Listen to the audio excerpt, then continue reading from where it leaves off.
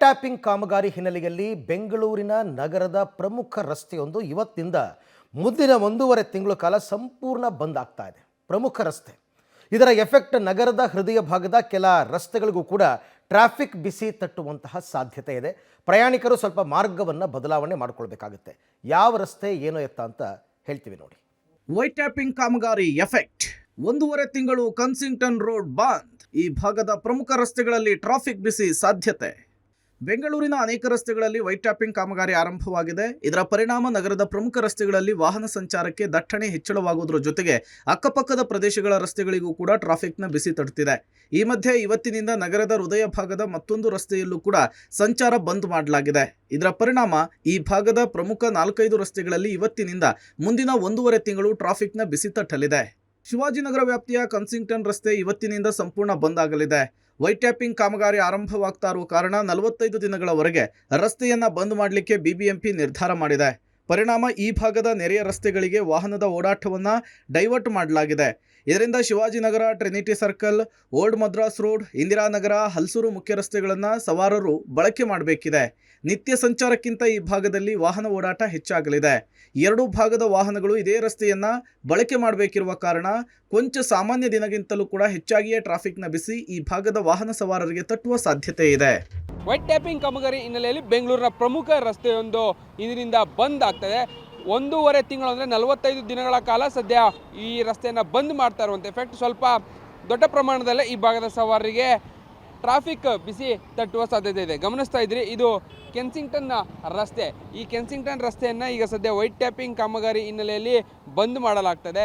ಇದರ ಎಫೆಕ್ಟ್ ಮುಂದಿನ 45 ದಿನಗಳ ಕಾಲ ವಾಹನ ಸವಾರರಿಗೆ ಎಲ್ಲವನ್ನ ಕೂಡ ಸಂಚಾರವನ್ನು ನಿರ್ಬಂಧ ಮಾಡಿರುವಂಥ ಎಫೆಕ್ಟ್ ಸದ್ಯ ಒಂದಷ್ಟು ಟ್ರಾಫಿಕ್ ಸಮಸ್ಯೆನ ಎದುರಿಸಬೇಕಾಗುತ್ತೆ. ಭಾಳ ಪ್ರಮುಖವಾಗಿ ಈ ಭಾಗದ ವೈಟ್ ಟ್ಯಾಪಿಂಗ್ ಕಾಮಗಾರಿ ಹಿನ್ನೆಲೆಯಲ್ಲಿ ಹಳೆ ಮದ್ರಾಸ್ ರೋಡ್ ಏನಿದೆ ಅದನ್ನು ಆಂಜನೇಯ ಜಂಕ್ಷನ್ನಿಂದ ಕೆನ್ಸಿಂಗ್ಟನ್ ಜಂಕ್ಷನ್ ಜೊತೆಗೆ ನೀವು ನೋಡ್ತಾ ಇರುವಂಥ ವಿಜುವಲ್ಸ್ಗಳೇನಿದೆ ಈ ರಸ್ತೆಗಳೆಲ್ಲವೂ ಕೂಡ ಅಂದರೆ ಗುರುದ್ವಾರ ಜಂಕ್ಷನ್ವರೆಗೆ ಸಂಪೂರ್ಣವಾಗಿ ವಾಹನಗಳ ಸಂಚಾರವನ್ನು ನಿರ್ಬಂಧ ಮಾಡಲಾಗುತ್ತೆ.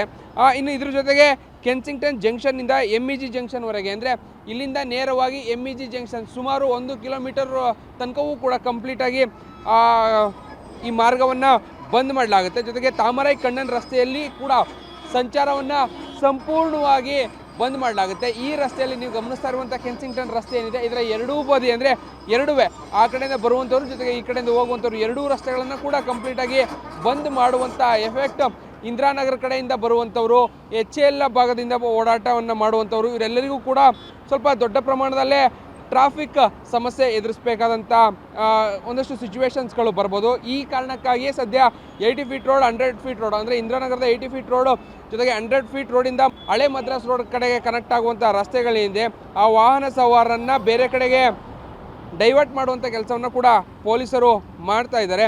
ರಾಮಯ್ಯ ಜಂಕ್ಷನ್, ಕಾಮಧೇನು ಜಂಕ್ಷನ್, ಆದರ್ಶ ಜಂಕ್ಷನ್, ಟ್ರಿನಿಟಿ ಜಂಕ್ಷನ್ಗಳ ಕಡೆಗೆ ಡೈವರ್ಟ್ ಮಾಡೋದ್ರ ಮುಖಾಂತರವಾಗಿ ಸ್ವಲ್ಪ ಆ ಭಾಗದಲ್ಲಿ ಅಂದರೆ ಇಲ್ಲಿಂದ ನೇರವಾಗಿ ಹೋಗುವಂಥ ವಾಹನಗಳು ಸ್ವಲ್ಪ MG ರೋಡು ಆ ಭಾಗದಲ್ಲಿ ಒಂದಷ್ಟು ದೊಡ್ಡ ಟ್ರಾಫಿಕ್ಗಳಿಗೂ ಕೂಡ ಕಾರಣ ಆಗುತ್ತೆ. ಸೊ ಈ ಕಾರಣಕ್ಕಾಗಿ ಮುಂದಿನ 45 ದಿನಗಳು ಈ ಭಾಗದಲ್ಲಿ ಓಡಾಟವನ್ನು ಮಾಡುವಂಥ ಜನ ಸ್ವಲ್ಪ ಟ್ರಾಫಿಕ್ ಸಮಸ್ಯೆಯನ್ನು ಎದುರಿಸಬೇಕಾಗುತ್ತೆ. ಸೊ ಹೀಗಾಗಿ ಸಿದ್ಧರಾಗಿಯೇ ರಸ್ತೆಗೆ ಇಳಿಯುವಂಥದ್ದು ಸೂಕ್ತ. ಇನ್ನು ಕಾಮಗಾರಿಯ ಹಿನ್ನೆಲೆಯಲ್ಲಿ ಸಂಚಾರಿ ಪೊಲೀಸರು ಸಂಚಾರ ಮಾರ್ಗವನ್ನು ಬದಲಾವಣೆ ಮಾಡಿದ್ದಾರೆ. ಈ ಪ್ರಕಾರ ಹಳೆ ಮದ್ರಾಸ್ ರಸ್ತೆಯ ಆಂಜನೇಯ ಸ್ವಾಮಿ ದೇವಸ್ಥಾನದಿಂದ ಕನ್ಸಿಂಗ್ಟನ್ ಜಂಕ್ಷನ್, ಗುರುದ್ವಾರ ಜಂಕ್ಷನ್ವರೆಗೂ ಕೂಡ ರಸ್ತೆ ಬಂದ್ ಮಾಡಲಾಗಿದೆ.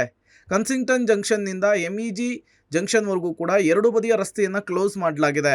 ಜೊತೆಗೆ ತಾಮರೈ ಕಣ್ಣನ್ ರಸ್ತೆಯಲ್ಲೂ ಕೂಡ ವಾಹನ ಸಂಚಾರಕ್ಕೆ ಬ್ರೇಕ್ ಹಾಕಲಿದ್ದಾರೆ.